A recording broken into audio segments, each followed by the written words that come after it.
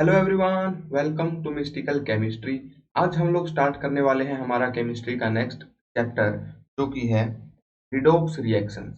Redox reaction के पहले lecture में हम लोग काफ़ी इंपॉर्टेंट चीज़ें पढ़ेंगे। ऑक्सीडेशन रिडक्शन ये क्या होता है, इसके अलावा डिसप्रोपोर्शनेशन रिएक्शन क्या होती है, और इन इम्पोर्टेंट टॉपिक्स के ऊपर जो भी क्वेश्चंस पूछे गए हैं प्रीवियस ईयर एग्जाम्स में, जेई में, नीट में, वो सारे भी हम लोग डिस्कस करेंगे। तो आप लोग कर दो वीडियो को लाइक, चैनल को सब्सक्राइब। हम स्टार्ट करते हैं रिडोक्स रिएक्शन। सबसे पहले भाई, रिडोक्स रिएक्शन आखिर होता क्या है? रिडोक्स वर्ड को अगर हम लोग देखें तो हम इसे टू पार्ट्स में डिसइंटीग्रेट कर सकते हैं। एक है रेड, जिससे बनता है रिडक्शन, और नेक्स्ट है ओक्स, जिससे बनता है ऑक्सीडेशन। इन दोनों रिएक्शन से मिलके बनता है redox. So basically redox reactions ऐसी रिएक्शंस होती हैं जिसमें रिडक्शन और ऑक्सीडेशन दोनों एक साथ हो रहे हों। The reactions in which reduction and oxidation occurs simultaneously are called redox reactions. ऐसी रिएक्शंस को रिडोक्स रिएक्शन बोलेंगे। अब हमें ये समझना है कि रिडक्शन क्या होता है, ऑक्सीडेशन क्या होता है, कौन से तरीके हैं जिनसे हम लोग पता लगा सकते हैं कि कोई रिएक्शन ऑक्सीडेशन है या फिर रिडक्शन है। तो नेक्स्ट टॉपिक हमारा रहेगा ऑक्सीडेशन। यहाँ पर हम लोग समझेंगे कि ऑक्सीडेशन रिएक्शंस आखिर क्या होती है। ऑक्सीडेशन रिएक्शन देखते हैं भाई। ऑक्सीडेशन रिएक्शन को रिप्रेजेंट करने के हमारे पास मेनली चार तरीके होते हैं। चार तरीके के क्राइटेरिया हैं जो अगर हम लोग किसी भी रिएक्शन में नोटिस करें तो हम लोग पहचान जाएंगे कि वो रिएक्शन आखिर ऑक्सीडेशन है या फिर नहीं। वन बाय वन उन चारों क्राइटेरिया की हम लोग बात करते हैं। पहला क्राइटेरिया है इलेक्ट्रॉन्स। अगर कोई एलिमेंट या फिर कोई स्पीशीज इलेक्ट्रॉन लूज कर रही हो तो लॉस ऑफ इलेक्ट्रॉन को ऑक्सीडेशन कंसीडर किया जाता है। फर्स्ट क्राइटेरिया हो गया लॉस ऑफ इलेक्ट्रॉन्स। अगर किसी रिएक्शन में इलेक्ट्रॉन का लॉस हो रहा हो तो उसे बोला जाएगा ऑक्सीडेशन। एग्जाम्पल के लिए आप लोग कंसीडर कर सकते हो, हमारे पास जिंक मेटल था सॉलिड फॉर्म में, इसने क्या किया, दो इलेक्ट्रॉन अपने लूज कर दिए तो इसके ऊपर चार्ज आ जाएगा 2 पॉजिटिव। इस रिएक्शन में क्या हुआ, हमारे पास जिंक एलिमेंट था, इसने दो इलेक्ट्रॉन लूज किए, लॉस ऑफ इलेक्ट्रॉन हुआ। इस वजह से इस रिएक्शन को क्या बोला जाएगा, ऑक्सीडेशन रिएक्शन बोला जाएगा। नेक्स्ट क्राइटेरिया देखते हैं। किसी भी रिएक्शन में अगर हाइड्रोजन का लॉस हो रहा हो, लॉस ऑफ हाइड्रोजन, तो उसे भी ऑक्सीडेशन रिएक्शन कंसीडर किया जाता है। यहाँ पर सेकंड क्राइटेरिया हो जाएगा लॉस ऑफ हाइड्रोजन। अगर रिएक्शन में हाइड्रोजन निकल रहा है हमारे रिएक्टेंट में से तो मतलब वो ऑक्सीडेशन रिएक्शन है। एग्जाम्पल के लिए आप लोग कंसीडर कर सकते हो, एक एग्जाम्पल मैं आपको देता हूँ। मान लो हमारे पास इथेन है, CH3CH3। इसका हमने क्या करवाया भाई, दो हाइड्रोजन इसके अंदर से निकाल दिए और दोनों कार्बन के बीच में डबल बॉन्ड बन गया। ये एक ऑर्गेनिक केमिस्ट्री की आप लोग रिएक्शन मान सकते हो। तो इसके अंदर बेसिकली क्या हुआ है, हाइड्रोजन अलग हो गया है। हमारे पास रिएक्टेंट में CH3CH3 था, इथेन था, इथीन बन गया है और हाइड्रोजन वहां से रिमूव हो गया है। लॉस ऑफ हाइड्रोजन हुआ है इथेन में, इसलिए हम लोग क्या बोलेंगे, इथेन का यहाँ पर एक ऑक्सीडेशन हो गया। एक तरीके से ये ऑक्सीडेशन रिएक्शन है। अब देखते हैं थर्ड क्राइटेरिया। किसी भी रिएक्शन में अगर ऑक्सीजन का गेन हो रहा हो, गेन ऑफ ऑक्सीजन, तो गेन ऑफ ऑक्सीजन को भी बोला जाता है ऑक्सीडेशन। यहाँ पर मैं लिख देता हूँ गेन ऑफ ऑक्सीजन। ऑक्सीजन का अगर गेन हो रहा है रिएक्शन में तो वो क्या कहलाएगी, ऑक्सीडेशन रिएक्शन कहलाएगी। यहाँ पर भी मैं आपको ऑर्गेनिक केमिस्ट्री की ही एक रिएक्शन का एग्जांपल दूंगा। हमारे पास मान लो कि है एल्डिहाइड ग्रुप, कुछ इस तरह का होता है। उसको हम लोग एक ऑक्सीडाइजिंग एजेंट से रिएक्शन करवा दें, एक ऐसे मॉलिक्यूल से रिएक्शन करवा दें जो कि इस एल्डिहाइड का ऑक्सीडेशन करवा सके, तो इससे बन जाता है कार्बोक्सिलिक एसिड। यहाँ पर आप लोग देखोगे एक ऑक्सीजन का गेन हो गया, तो गेन ऑफ ऑक्सीजन क्या कहलाएगा? ऑक्सीडेशन कहलाएगा। नेक्स्ट क्राइटेरिया देखते हैं, फोर्थ क्राइटेरिया। यहाँ पर डिफरेंट एलिमेंट्स की कुछ ऑक्सीडेशन स्टेट भी होती है। ऑक्सीडेशन स्टेट क्या होती है, कैसे चेंज कर सकती है, वो हम लोग देखेंगे, लेकिन अभी के लिए आप सिर्फ ये क्राइटेरिया लिख लो। क्राइटेरिया क्या है? Increase in oxidation state, increase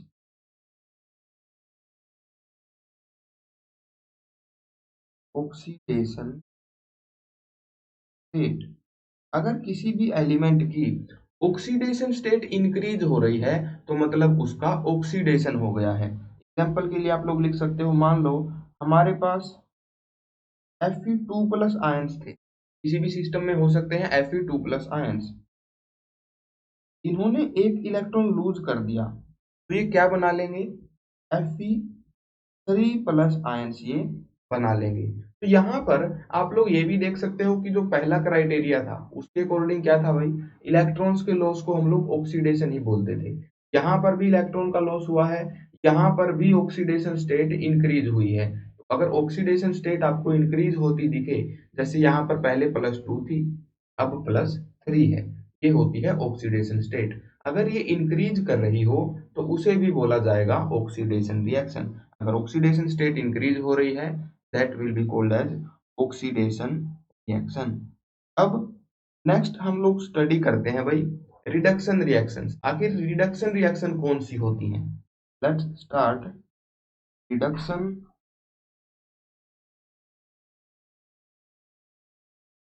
reaction. जिस तरीके से 4 क्राइटेरिया हमने बनाए हैं किसी भी रिएक्शन को ऑक्सीडेशन रिएक्शन बोलने के लिए, वैसे ही हम लोग रिडक्शन को भी एक्सप्लेन करेंगे। पहला क्राइटेरिया जो कि था इलेक्ट्रॉन्स का, लॉस ऑफ इलेक्ट्रॉन्स को ऑक्सीडेशन बोलते थे, गेन ऑफ इलेक्ट्रॉन्स को क्या बोलेंगे? रिडक्शन बोलेंगे। तो reduction is gain of electrons. किसी भी रिएक्शन में अगर आपको दिखे इलेक्ट्रॉन्स का गेन हो रहा है उसे बोला जाएगा रिडक्शन। एग्जाम्पल के लिए हम लोग बोल सकते हैं भाई देखो, हमारे पास हाफ मोल क्लोरीन गैस है, वो जब 1 मोल इलेक्ट्रॉन्स को एब्जॉर्ब करेगी क्या बना लेगी? क्लोराइड आयंस बना लेगी, गैसियस क्लोराइड आयंस ये बना लेगी। यहाँ पर बेसिकली क्या किया, क्लोरीन एटम्स ने एक इलेक्ट्रॉन का गेन कर लिया और ये बैलेंस्ड रिएक्शन हमारे पास आ गई। हाफ मोल क्लोरीन में एक तरीके से आप लोग ये बोल सकते हो कि 1 मोल क्लोरीन के एटम्स होंगे, सिमिलरली 1 मोल क्लोराइड आयंस यहाँ पर बन जाएंगे। तो अगर इलेक्ट्रॉन्स का गेन हो रहा है तो उसे बोला जाएगा रिडक्शन रिएक्शन। यहीं पर मैं आपको एक और एग्जांपल भी दे सकता था। मान लो हमारे पास कॉपर 2 प्लस आयंस होते, मैं यहीं पर लिख देता हूँ, कॉपर 2 प्लस आयंस होते, मान लो उन्होंने 2 इलेक्ट्रॉन गेन कर लिए, क्या बन जाएगा? कॉपर मेटल बन जाएगा, सॉलिड मेटल बन जाएगा। तो ये भी एक रिडक्शन रिएक्शन है। अगर हमारा रिएक्टेंट इलेक्ट्रॉन्स अब्सॉर्ब कर रहा है तो मतलब उस रिएक्टेंट का क्या हो गया है? रिडक्शन हो गया है, इसे बोला जाएगा रिडक्शन रिएक्शन। सेकंड क्राइटेरिया हम लोग देखते हैं, हाइड्रोजन की अगर बात करें तो लॉस ऑफ हाइड्रोजन उसे हम लोग बोल रहे थे ऑक्सीडेशन, तो गेन ऑफ हाइड्रोजन हो जाएगा reduction. Reduction is gain of hydrogen. Example के लिए आप लोग लिख सकते हो भाई हाइड्रोजिनेशन रिएक्शंस। हाइड्रोजिनेशन रिएक्शंस उन्हीं रिएक्शंस को बोला जाता है जिसमें हाइड्रोजन एब्जॉर्ब हो रहा हो या फिर जिसमें हाइड्रोजन रिएक्ट कर रहा हो रिएक्टेंट के साथ। एग्जाम्पल के लिए मान लो हमारे पास इथीन है, कहीं पर भी अनसैचुरेशन हो सकती है, कहीं भी किसी भी मॉलिक्यूल में डबल बॉन्ड हो सकता है कार्बन कार्बन के बीच में, वहां पर जब हाइड्रोजन के साथ में इनकी रिएक्शन करवाई जाएगी किसी सूटेबल कैटालिस्ट के साथ, तब वहां पर क्या होता है, इथीन और हाइड्रोजन मिलके क्या बना लेंगे? डबल बॉन्ड ब्रेक हो जाएगा और एक एक हाइड्रोजन दोनों कार्बन एटम्स के ऊपर आके लग जाएगा। ये रिएक्शन क्या है? एक रिडक्शन रिएक्शन है, क्योंकि यहाँ पर इथीन ने एक हाइड्रोजन मॉलिक्यूल को एब्जॉर्ब कर लिया है। एक तरीके से हाइड्रोजन्स यहाँ पर ऐड हो गए हैं, so this will be called as a reduction reaction। Third criteria देखते हैं। ऑक्सीजन की अगर बात करें तो गेन ऑफ ऑक्सीजन, इसे हम लोग क्या बोल रहे थे भाई? इसे हम लोग बोल रहे थे ऑक्सीडेशन। तो अगर ऑक्सीजन का लॉस हो जाएगा तो उसे रिडक्शन बोल देंगे। तो ऑक्सीडेशन में था गेन ऑफ ऑक्सीजन, यहाँ पर हो जाएगा लॉस ऑफ ऑक्सीजन। अगर किसी मॉलिक्यूल में ऑक्सीजन का लॉस हो रहा है तो उसे बोला जाएगा रिडक्शन रिएक्शन। फॉर एग्जाम्पल हमारे पास एक ऐसी रिएक्शन भी होती है, मान लो हमारे पास एल्डिहाइड या फिर कीटोन है, इसके साथ रिएक्शन करवाने पे ये रिएक्शन होती है वो हमें जानना जरूरी नहीं है। बेसिकली जिंक डस्ट वगैरह यहाँ पे लेते हैं अलोंग विद HCl, लेकिन वो हम लोग ऑर्गेनिक केमिस्ट्री में पढ़ेंगे। कौन से रिएक्टेंट्स, कौन से रिएजेंट्स क्या काम करवाते हैं वो बाद में आएगा। यहाँ पर बेसिकली क्या हो, एल्डिहाइड या फिर कीटोन हमारे पास है,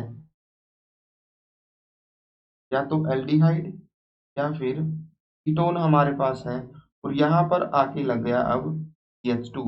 एक ऑक्सीजन यहाँ से हट चुका है, दो हाइड्रोजन यहाँ पर आके लग गए हैं। तो इस रिएक्शन में भी क्या हुआ है, ऑक्सीजन का लॉस हुआ है, इसलिए इसे बोला जाएगा रिडक्शन रिएक्शन। सिमिलरली कुछ ऐसा भी हो सकता है, मान लो हमारे पास क्या हो,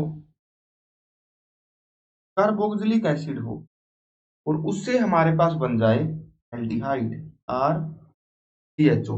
यहाँ पर भी एक ऑक्सीजन का लॉस हुआ है, यहाँ पर भी रिडक्शन हुआ है, तो लॉस ऑफ ऑक्सीजन को बोला जाता है रिडक्शन रिएक्शन। लास्ट क्राइटेरिया करते हैं भाई, जब ऑक्सीडेशन स्टेट किसी एलिमेंट की इंक्रीज हो जाती थी, जैसे कि जिंक से जिंक 2+ बन गया, Fe2+ से Fe3+ बन गया, यहाँ पर ऑक्सीडेशन स्टेट इंक्रीज हो रही थी। यहाँ रिडक्शन में क्या होगा, ऑक्सीडेशन स्टेट डिक्रीज होगी। ऑक्सीडेशन उसे बोलते हैं जिसमें ऑक्सीडेशन स्टेट इंक्रीज हो रही हो, और रिडक्शन उसे बोलते हैं जिसमें ऑक्सीडेशन स्टेट डिक्रीज हो रही हो। यहाँ पर हम लोग बोल सकते हैं reduction is decrease oxidation state. Example के लिए देखो भाई, कॉपर 2+ मान लो हमारे पास है, 2 इलेक्ट्रॉन इसने गेन किए और बना लिया कॉपर मेटल। 2+ ऑक्सीडेशन स्टेट थी कॉपर की, और अब प्रोडक्ट में कितनी हो गई, 0 हो गई। तो यहाँ पर कॉपर एक तरीके से 0 ऑक्सीडेशन स्टेट में हो गया। तो डिक्रीज इन ऑक्सीडेशन स्टेट को क्या बोला जाता है, रिडक्शन बोला जाता है। ये सारे टॉपिक हम लोग डिटेल में कवर करेंगे।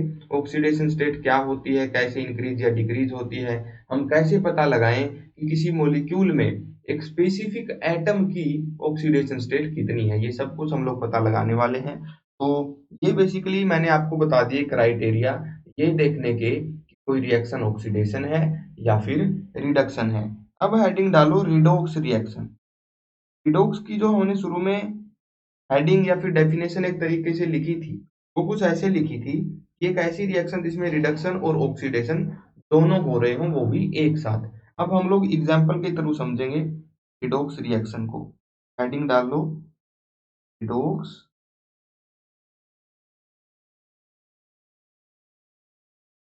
रिएक्शन। यहाँ पर मैं सबसे पॉपुलर एग्जांपल लिख रहा हूँ जो कि स्टडी किया जाता है रिडॉक्स रिएक्शन की तरह। जिंक मेटल की रिएक्शन होती है, बेसिकली हमारे पास होते हैं जिंक एलिमेंट की एटम्स, जिनकी रिएक्शन करवाई जाती है कॉपर 2+ आयंस के साथ, और हमें क्या देखने को मिलता है, यहाँ पर जिंक 2+ बन रहा है और कॉपर मेटल बन रहा है। तो यहाँ पर हमें दिखेगा कि 2 पॉजिटिव चार्ज पहले कॉपर पर था, अब जिंक 2+ पर आया है। तो यहाँ पर बेसिकली हुआ क्या है, देखो जिंक की शुरू में ऑक्सीडेशन स्टेट थी 0, अब हो गई है +2। कॉपर की पहले ऑक्सीडेशन स्टेट थी +2, अब हो गई है 0। तो यहाँ पर आप लोग एक चीज ध्यान से नोटिस करो, अगर मैं देखूं जिंक के साथ में क्या हुआ है, जिंक ने कैसी रिएक्शन की है। जिंक ने कुछ ऐसी रिएक्शन की है, पहले जिंक था, इसने 2 इलेक्ट्रॉन लूज कर दिए और बना दिया जिंक 2+। इसने इलेक्ट्रॉन लूज किए हैं, इसकी ऑक्सीडेशन स्टेट इंक्रीज हुई है, इसलिए इसे बोला जाएगा ऑक्सीडेशन। तो मतलब जिंक का यहाँ पर क्या हो गया, ऑक्सीडेशन हो गया। वहीं अगर हम लोग नोटिस करें कॉपर 2+ आयंस को, उन्होंने बना लिया है कॉपर मेटल। यहाँ पर कॉपर ने कुछ इस तरह से रिएक्शन की है, कॉपर 2+ आयंस हमारे पास थे, 2 इलेक्ट्रॉन्स जो कि जिंक ने लूज किए थे वही इसने एब्जॉर्ब कर लिए। क्या बना लेगा भाई, ये प्योर कॉपर बना लेगा, इसका 2 पॉजिटिव चार्ज इलेक्ट्रॉन्स के 2 नेगेटिव चार्ज के साथ में मिलके खत्म हो जाएगा। यहाँ पर कॉपर ने क्या किया है, इसने इलेक्ट्रॉन एब्जॉर्ब किए हैं, गेन ऑफ इलेक्ट्रॉन, इसको बोला जाता है रिडक्शन। यहाँ पर कॉपर 2+ आयंस का क्या हुआ है, रिडक्शन हुआ है। तो यहाँ पर अगर ऊपर वाली मेन रिएक्शन हम लोग कंसीडर करें, जिसमें जिंक रिएक्ट कर रहा है कॉपर 2+ आयंस के साथ to give zinc 2+ and copper, इसमें क्या हुआ है भाई, 2 रिएक्टेंट थे, एक का ऑक्सीडेशन हो गया, एक का रिडक्शन हो गया। तो ऐसी रिएक्शन जिसमें ऑक्सीडेशन भी हो रहा हो, रिडक्शन भी हो रहा हो, उसे बोला जाएगा रिडोक्स रिएक्शन। तो ये बेसिकली एक रिडोक्स रिएक्शन हमारे पास हो गई। अब यहाँ पर इस रिडोक्स रिएक्शन में ना कुछ इंपॉर्टेंट डेफिनेशन होती है, कुछ इंपॉर्टेंट टर्म होती हैं जो हमें जानना जरूरी होती है। देखो पहली टर्म आप लोग लिख लो, ऑक्सीडाइजिंग एजेंट। पहली टर्म लिखो ऑक्सीडाइजिंग एजेंट। के नाम से ही आप लोग समझ सकते हो कि ये क्या होता होगा। यहाँ पर एजेंट वो होता है जो कोई काम करवा दे, है ना, जनरल लाइफ में यही को होता है, जैसे LIC एजेंट हो गया जो LIC के बीमे करवाता है ना। एजेंट बेसिकली एक ऐसा इंसान होता है रियल लाइफ में जो कि कोई काम करवा रहा हो। ऑक्सीडाइजिंग एजेंट का केमिस्ट्री में क्या मतलब हो जाएगा, एक ऐसी स्पीसीज जो ऑक्सीडेशन करवा रही हो। यहाँ पर देखो भाई, ऑक्सीडाइजिंग एजेंट क्या हो गया, स्पीसीज विच ऑक्सीडाइज अदर, जो दूसरों का क्या करवाएगी, ऑक्सीडेशन करवाएगी। तो ऑक्सीडाइजिंग एजेंट वो होता है विच ऑक्सीडाइज अदर्स।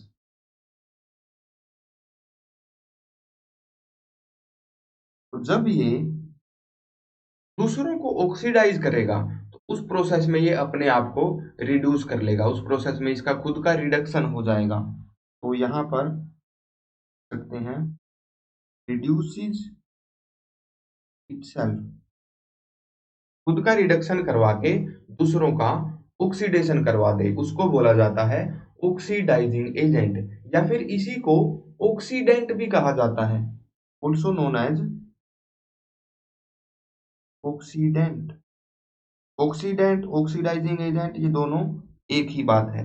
अब अगर हम लोग ऊपर वाली रिएक्शन में देखें तो यहाँ पर हमें दिखेगा कॉपर 2+ आयंस का क्या हुआ था, रिडक्शन हुआ था। उन्होंने जिंक का ऑक्सीडेशन करवा दिया, कॉपर 2+ आयंस ने जिंक का ऑक्सीडेशन करवाया है। यहाँ पर हम लोग बोल सकते हैं ऑक्सीडाइजिंग एजेंट कौन हो गया, कॉपर 2+ आयंस। ऊपर 2+ आयंस हमारे क्या हो गए, ऑक्सीडाइजिंग एजेंट हो गए। इनका खुद का रिडक्शन होगा, जिसका रिडक्शन हो रहा हो रिएक्शन में तो वो ऑक्सीडाइजिंग एजेंट हो जाएगा, और जिसका खुद का ऑक्सीडेशन हो रहा हो वो क्या हो जाएगा, रिड्यूसिंग एजेंट। तो बिल्कुल एक दूसरे के उल्टे होते हैं ये। जिंक का ऑक्सीडेशन हुआ है तो ये क्या हो जाएगा भाई, रिड्यूसिंग एजेंट हो जाएगा, और कॉपर 2+ का रिडक्शन हुआ है तो ये क्या हो जाएगा, ऑक्सीडाइजिंग एजेंट। तो यहाँ पर मैं डेफिनेशन लिख देता हूँ, रिड्यूसिंग एजेंट की। आखिर रिड्यूसिंग एजेंट क्या होगा, देखो भाई, रिड्यूसिंग एजेंट वो होगा जो दूसरा का रिडक्शन करवा दे, इट रिड्यूसेस अदर्स,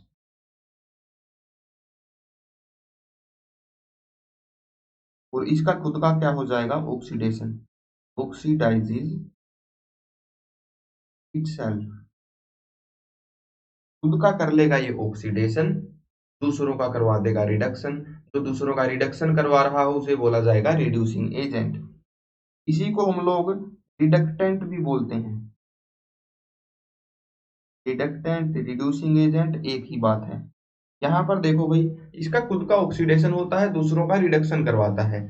वो जिंक जो हमारे पास था, जिंक ऐसा रिएक्टेंट था जिसका खुद का ऑक्सीडेशन हो रहा था और वो कॉपर का करवा रहा था रिडक्शन। तो जिंक बेसिकली क्या हो जाएगा, क्योंकि ये दूसरों का रिडक्शन करवा रहा है इसलिए ये रिड्यूसिंग एजेंट हो जाएगा। तो हमारी ऊपर वाली रिएक्शन में जो जिंक है वो क्या है भाई, जिंक एटम्स यहाँ पर बोलेंगे, आयंस नहीं बोलेंगे।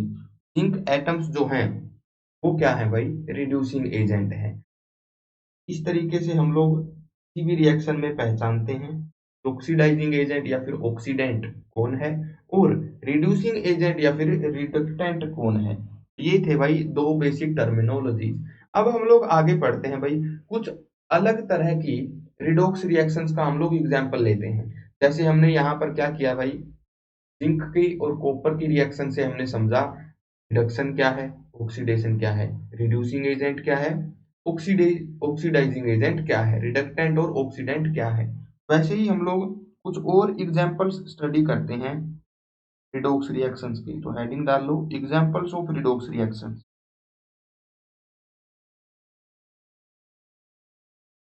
एग्जांपल्स ऑफ रिडॉक्स रिएक्शंस, ये हम लोग करते हैं भाई स्टडी।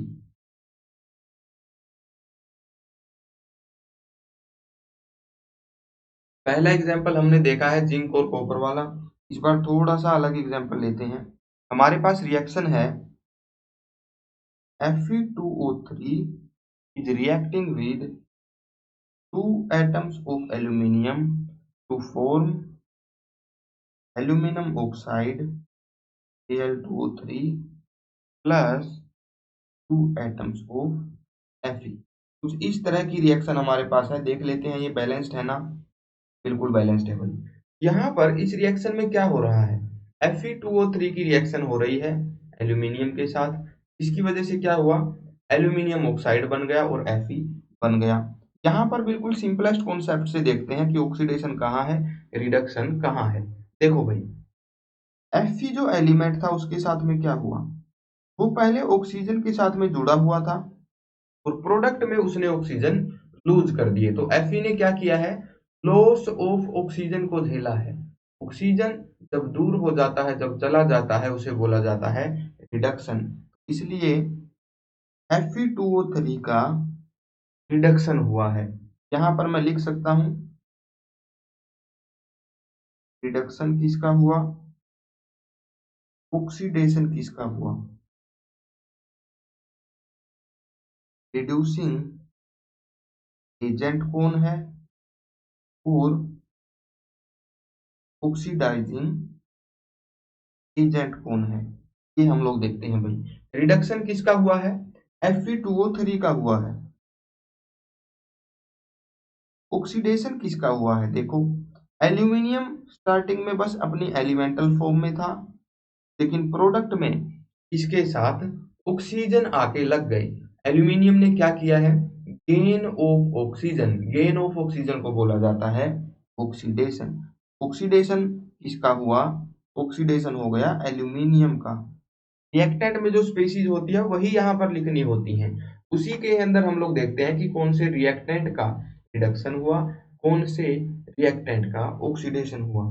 अब यहाँ पर देखो भाई, रिडक्शन हुआ है Fe2O3, मतलब इसने ऑक्सीडेशन करवा दिया है एल्यूमिनियम का। तो जिसका खुद का रिडक्शन होता है उसको बोला जाता है ऑक्सीडाइजिंग एजेंट। ऑक्सीडाइजिंग एजेंट यहाँ पर क्या हो गया, Fe2O3। एल्यूमिनियम का यहाँ पर हुआ है ऑक्सीडेशन, मतलब इसने रिडक्शन करवाया है Fe2O3 का। जिसका खुद का ऑक्सीडेशन होता है वही होता है रिड्यूसिंग एजेंट। यहाँ पर रिड्यूसिंग एजेंट हो जाएगा एल्यूमिनियम। इस तरीके से इस रिएक्शन में हम लोग पहचान रहे हैं ऑक्सीडाइजिंग एजेंट को और रिड्यूसिंग एजेंट को। सिंपली ऑक्सीजन हमने देख लिया, इसने लूज किया, ने गेन किया। एक और एग्जांपल लेते हैं भाई रिडॉक्स रिएक्शन का। मान लो इस बार हमारे पास है कुछ ऐसी reaction, 4 moles of sodium atoms are reacting with oxygen from Na2O। 2 mole Na2O हमारे पास यहाँ बन जाएगा। यहाँ पर देखो भाई सीधी सी बात है, क्या हुआ है, Na जो है वो कन्वर्ट हो गया है Na2O के अंदर, मतलब सोडियम ने तो ऑक्सीजन का गेन कर लिया। इस वजह से हम लोग क्या बोल देंगे, सोडियम का यहाँ पर हुआ है ऑक्सीडेशन, तो सोडियम ही हमारे पास है reducing agent. Basically reducing agent में यहाँ पर लिख देता हूँ, Na is basically reducing agent. अब ऑक्सीजन की तरफ अगर हम लोग देखें भाई, ऑक्सीजन यहाँ पर क्या कर रहा है, ऑक्सीजन यहाँ पर ऑक्सीडेशन करवा रहा है सोडियम का, तो ऑक्सीजन इटसेल्फ क्या है, एक रिड्यूसिंग एजेंट है। यहाँ पर नहीं, ऑक्सीडेशन करवा रहा है सोडियम का, तो ये क्या है, ऑक्सीडाइजिंग एजेंट है। इसे ऑक्सीडाइजिंग एजेंट, जो दूसरे का ऑक्सीडेशन करवा रहा है वो हो जाएगा ऑक्सीडाइजिंग एजेंट। अब यहाँ पर देखो भाई, एलिमेंटल फॉर्म में जब कोई भी एलिमेंट होता है, जैसे जिंक मेटल की फॉर्म में है, क्लोरीन Cl2 गैस की फॉर्म में है, हाइड्रोजन H2 गैस की फॉर्म में है, या फिर ऑक्सीजन O2 गैस की फॉर्म में है, तो यहाँ पर इसकी ऑक्सीडेशन स्टेट होती है 0। हम बोल सकते हैं कि O2 में ऑक्सीजन एलिमेंट की ऑक्सीडेशन स्टेट 0 होती है। हाउएवर जब ये किसी मेटल के साथ में लग जाएगा, सोडियम का और ऑक्सीजन का बॉन्ड बन जाएगा, तो सोडियम एक मेटल है, इलेक्ट्रोपॉजिटिव है, एक इलेक्ट्रॉन दे देगा ऑक्सीजन को, जिस वजह से ऑक्सीजन की ऑक्सीडेशन स्टेट हो जाएगी -1। अगर दो सोडियम एटम्स के साथ में लगा है ऑक्सीजन, तो वहां पर दोनों सोडियम्स अपना एक एक इलेक्ट्रॉन दे देंगे ऑक्सीजन को, तो वहां पर बेसिकली ऑक्सीजन की ऑक्सीडेशन स्टेट कितनी हो जाएगी, -2 हो जाएगी।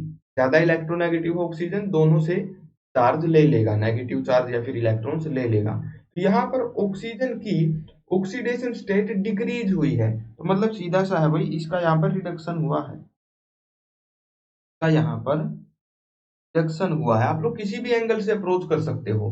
पहले हमने ये देख लिया कि ऑक्सीजन क्या है, एक ऑक्सीडाइजिंग एजेंट है, इसलिए जरूर इसका रिडक्शन ही हो रहा होगा। दूसरे तरीके से हमने क्या देखा भाई, ऑक्सीजन की जो ऑक्सीडेशन स्टेट है वो डिक्रीज हो रही है, तो जरूर इसका रिडक्शन हुआ है। अगर इसका रिडक्शन हुआ है तो ये जरूर ऑक्सीडाइजिंग एजेंट होगा। तो दोनों ही तरीकों से हम लोग अप्रोच कर सकते हैं कि कोई भी एलिमेंट रिड्यूसिंग एजेंट है या फिर ऑक्सीडाइजिंग एजेंट है, ऑक्सीडेशन हो रहा है या फिर रिडक्शन हो रहा है। ये था भाई हमारे पास दूसरी रिएक्शन। नेक्स्ट रिएक्शन एक और डिस्कस करते हैं। मान लो नेक्स्ट रिएक्शन में हमें दिया हुआ है आयोडीन I2, इसकी रिएक्शन हो रही है H2S के साथ, और इससे बन रहा है 2 mole of hydro iodic acid HI, और सल्फर एलिमेंट यहाँ से अलग हो गया। अब यहाँ पर क्या देख सकते हो भाई, आपको हाइड्रोजन दिख रहा है, हाइड्रोजन का गेन हो रहा है या फिर लॉस हो रहा है, उस बेस पे आप लोग देख सकते हो कि इस रिडॉक्स रिएक्शन में किसका रिडक्शन हुआ, किसका ऑक्सीडेशन हुआ। H2S सल्फर के साथ में हाइड्रोजन लगी हुई थी, इसने हाइड्रोजन का लॉस कर दिया। लॉस ऑफ हाइड्रोजन होता है ऑक्सीडेशन। यहाँ पर मतलब कि H2S का क्या हुआ, ऑक्सीडेशन हो गया। अगर इसका ऑक्सीडेशन हो गया, ये जरूर रिड्यूसिंग एजेंट होगा। नेक्स्ट देखते हैं भाई I2। I2 यहाँ पर अपनी जीरो ऑक्सीडेशन स्टेट में था, इन HI में कहाँ आ गया, -1 में। Lowering of oxidation state, decrease in oxidation state क्या होता है, रिडक्शन होता है। आप लोग ऐसे भी देख सकते हो, आयोडीन के एलिमेंट के साथ में अब हाइड्रोजन आके लग गया है, गेन ऑफ हाइड्रोजन रिडक्शन होता है। मल्टीपल तरीके जो थे, 4 फैक्टर जो मैंने बताए थे ऑक्सीडेशन या फिर रिडक्शन देखने के, तो उन चारों में से हो सकता है कि 2 फैक्टर 3 फैक्टर एक साथ लग रहे हों और आप तीनों से ही सेम जवाब पे पहुंचोगे कि किसी का रिडक्शन हो रहा है या फिर किसी का ऑक्सीडेशन हो रहा है। फॉर एग्जाम्पल यहाँ पे क्या हो रहा था, आयोडीन की ऑक्सीडेशन स्टेट डिक्रीज हो रही थी, तो ये क्या था, रिडक्शन था। आयोडीन ने हाइड्रोजन का गेन किया है, गेन ऑफ हाइड्रोजन भी रिडक्शन होता है, तो इसका रिडक्शन हो रहा है। अब एक और बात, अगर इसका रिडक्शन हो रहा है तो जरूर ये दूसरे को ऑक्सीडाइज कर रहा होगा, इसका खुद का रिडक्शन हो रहा है, इसलिए ये हो जाएगा oxidizing agent. Iodine here is a oxidizing agent. इस तरीके से ये एक और रिएक्शन हमारे पास हो गई। एक और रिएक्शन कर लेते हैं भाई लास्ट में। यहाँ पर मान लो कि हमारे पास कुछ इस तरीके का रिएक्टेंट है, हमारे पास था cuprous oxide and cuprous sulphide. इनकी रिएक्शन कुछ इस तरह हुई, 2 मोल क्यूपरस ऑक्साइड ने रिएक्शन की 1 मोल क्यूपरस सल्फाइड के साथ, और क्या बना लिया भाई, यहाँ पर इसने बना लिया एक SO2 गैस, और यहाँ से जितना भी कॉपर था, बेसिकली 6 मोल कॉपर था, वो सारा मेटल की फॉर्म में हो गया यहाँ पे डिपॉजिट। कुछ इस तरह की रिएक्शन जो है हुई है। अब यहाँ पर किसका ऑक्सीडेशन हुआ, किसका रिडक्शन हुआ, ये हम लोग देखते हैं। हम लोग हर एलिमेंट के लिए निकाल सकते हैं कि किसी का ऑक्सीडेशन हो रहा है या फिर किसी का रिडक्शन हो रहा है। तो यहाँ पर देखो भाई, कॉपर की ऑक्सीडेशन स्टेट्स यहाँ पर कितनी थी, सल्फर के साथ में लगे हैं 2 कॉपर, यहाँ पर हर कॉपर की ऑक्सीडेशन स्टेट हो जाएगी +1। यहाँ पर भी कॉपर इलेक्ट्रोपॉजिटिव है, एक इलेक्ट्रॉन दे रहा होगा ऑक्सीजन को, तो यहाँ पर भी कॉपर है +1 ऑक्सीडेशन स्टेट में। लेकिन प्रोडक्ट में जो कॉपर है वो 0 ऑक्सीडेशन स्टेट के अंदर है। यहाँ पर कॉपर की ऑक्सीडेशन स्टेट क्या हुई है, डिक्रीज हुई है, तो हम लोग बोल सकते हैं कॉपर का तो यहाँ पर हुआ है रिडक्शन, बेसिकली कॉपर +1 का यहाँ पर हुआ है रिडक्शन। ऑक्सीजन की अगर हम लोग बात करें भाई, देखो ऑक्सीजन यहाँ पर पहले की स्टेट में था, -2 में था, यहाँ पर भी -2 में ही है। आप लोग देखोगे तो समझ जाओगे, जब मैं ऑक्सीडेशन स्टेट कैसे निकालते हैं वो मैं समझाऊंगा, तब भी आप लोग समझ जाओगे। क्योंकि ऑक्सीजन सल्फर से ज्यादा इलेक्ट्रोनेगेटिव है, तो इसके ऊपर -2 ही ऑक्सीडेशन स्टेट आने वाली है। तो यहाँ पर ऑक्सीजन की ऑक्सीडेशन स्टेट में कोई भी चेंज नहीं आया, मतलब ऑक्सीजन एलिमेंट का ना ऑक्सीडेशन हुआ ना ही रिडक्शन हुआ। लेकिन सल्फर को देखो, सल्फर यहाँ पर किस स्टेट में था, सल्फर यहाँ पर था -2 में, और प्रोडक्ट में देखो सल्फर किस ऑक्सीडेशन स्टेट में पहुंच गया, +4 में पहुंच गया। क्यों पहुंच गया, देखो क्योंकि सल्फर डाइऑक्साइड कुछ इस तरह का होता है, यहाँ पर एक लोन पेयर भी होता है इसके पास, है ना। तो यहाँ पर ऑक्सीजन की ऑक्सीडेशन स्टेट है -2, इसकी -2, बैलेंस करेंगे सल्फर पर +4 आ जाएगा। तो सल्फर यहाँ पर -2 से चला जाएगा किसमें, +4 में। Increase in oxidation state, oxidation state increase हो गई, तो यहाँ पर हम लोग बोल सकते हैं कि सल्फर 2 नेगेटिव का क्या हुआ, ऑक्सीडेशन हो गया, सल्फर 2 नेगेटिव का यहाँ पर हो गया ऑक्सीडेशन। यहाँ पर पूरी रिएक्शन में जो इंडिविजुअल आयंस हैं उसका ऑक्सीडेशन हो रहा है या फिर रिडक्शन हो रहा है, ये हमने देख लिया। अब पूरे मॉलिक्यूल की अगर हम लोग बात करें, जो भी रिएक्टेंट के मॉलिक्यूल्स थे, वहां पर ऑक्सीडेशन और रिडक्शन हम लोग कैसे रिप्रेजेंट करें।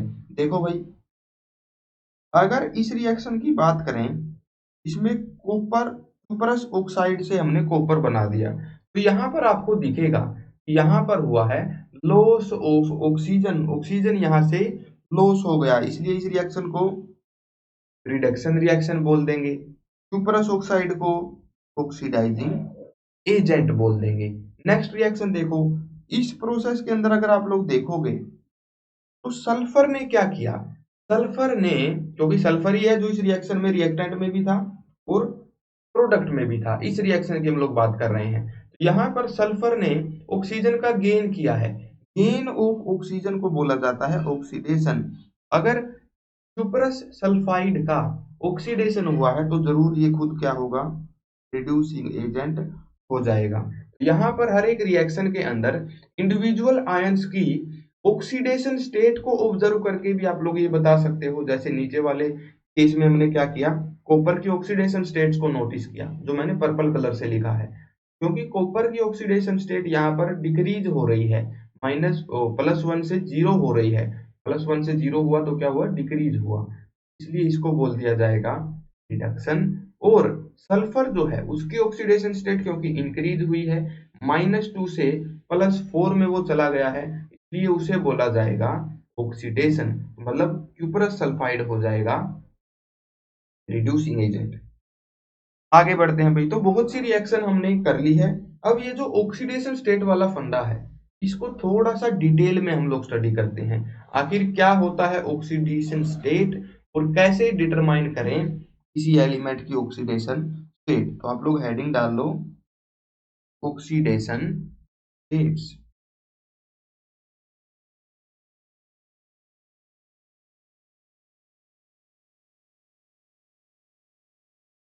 देखते हैं क्या होता है आखिर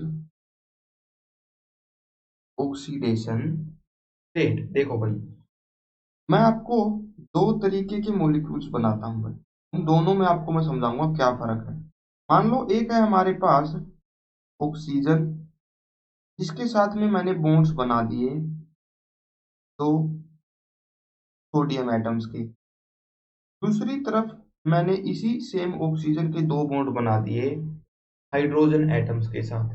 अब यहाँ पर मेन बात क्या है भाई, देखो, ऑक्सीजन है हाईली इलेक्ट्रोनेगेटिव, सोडियम है हाईली इलेक्ट्रोपॉजिटिव।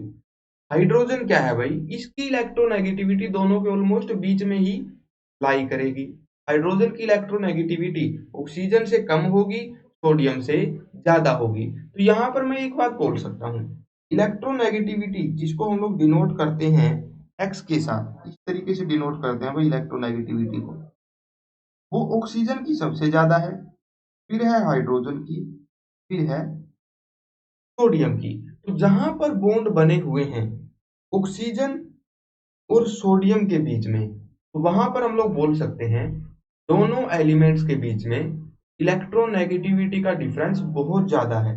इस वजह से, क्योंकि ऑक्सीजन बहुत ज्यादा इलेक्ट्रोनेगेटिव हो गया, ये इन इलेक्ट्रॉन्स को पूरा अपनी तरफ खींच लेगा। यहाँ पर चार्ज बन सकता है भाई, यहाँ पर हो जाएगा -2 चार्ज, सोडियम के ऊपर हो जाएगा +1 चार्ज, इस सोडियम पर भी +1 चार्ज। तो एक तरीके से ये मॉलिक्यूल कैसे एग्जिस्ट करेगा, ये एग्जिस्ट करेगा कुछ ऐसे, oxygen negative, sodium positive.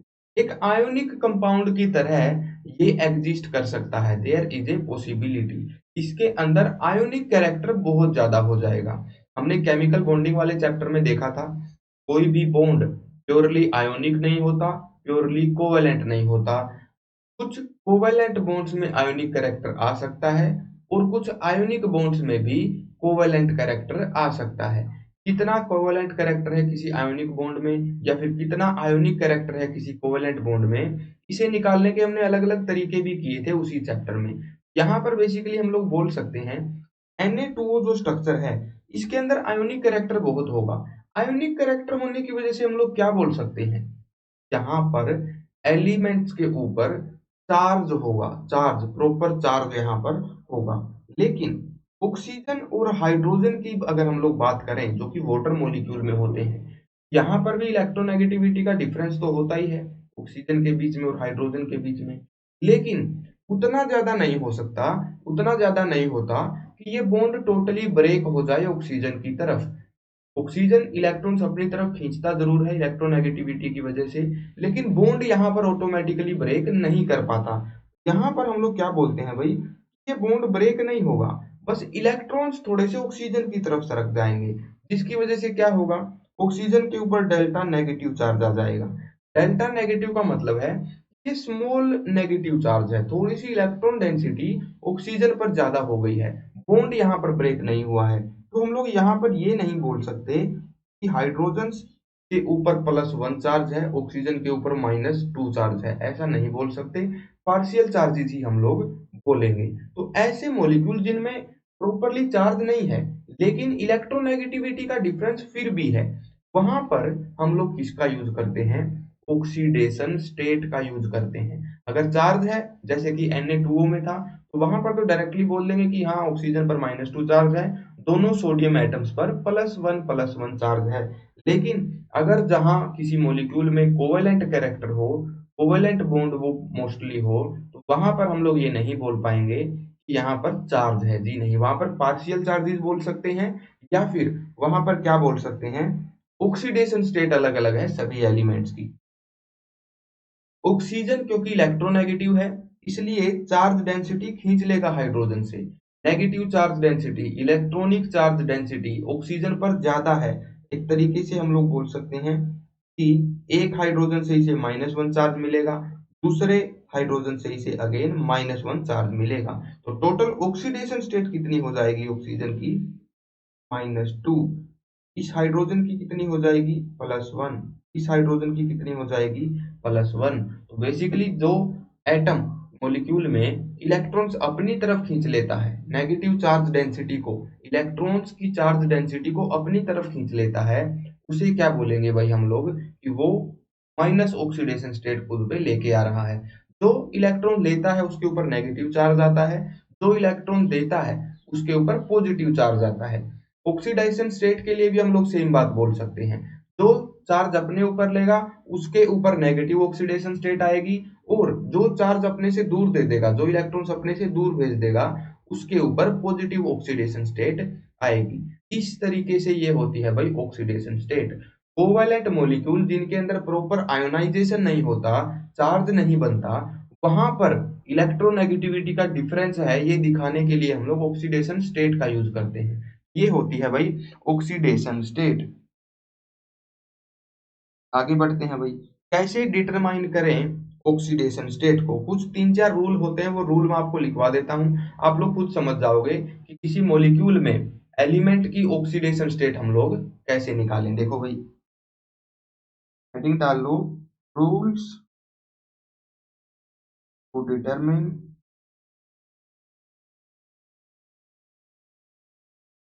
Oxidation state.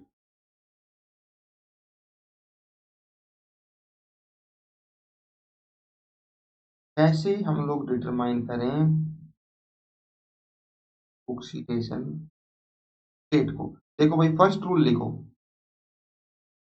पहला नियम क्या है ऑक्सीडेशन स्टेट निकालने का? देखो, जब भी कोई एलिमेंट अनकंबाइंड फॉर्म में हो, कंबाइंड फॉर्म में ना हो, मतलब खुद ही एग्जिस्ट करे, चाहे एटम की फॉर्म में एग्जिस्ट करे, चाहे मॉलिक्यूल की फॉर्म में एग्जिस्ट करे, लेकिन उसके मॉलिक्यूल में भी, उसकी किसी भी स्पीशीज में भी कोई दूसरा एलिमेंट नहीं होना चाहिए, वो अकेला एलिमेंट मिलके कोई एटम या फिर कंपाउंड की फॉर्म में रहता हो। यहाँ पर हम लोग लिख सकते हैं oxidation state in non combined, या फिर एलिमेंटल फॉर्म भी बोल सकते हैं, एलिमेंटल फॉर्म 0। अनकंबाइंड फॉर्म में जो ऑक्सीडेशन स्टेट होगी किसी भी एलिमेंट की, वो 0 होगी। एग्जाम्पल के लिए हाइड्रोजन एग्जिस्ट करता है एज H2, किसी भी और एलिमेंट के साथ में जुड़ा हुआ नहीं है, अगर खुद के साथ ही जुड़ेगा तो इसकी ऑक्सीडेशन स्टेट 0 होगी। Cl2, I2, ये जितनी भी डाई एटॉमिक गैसेज होती हैं, N2O2, इन सब की ऑक्सीडेशन स्टेट क्या होने वाली है? 0 होने वाली है।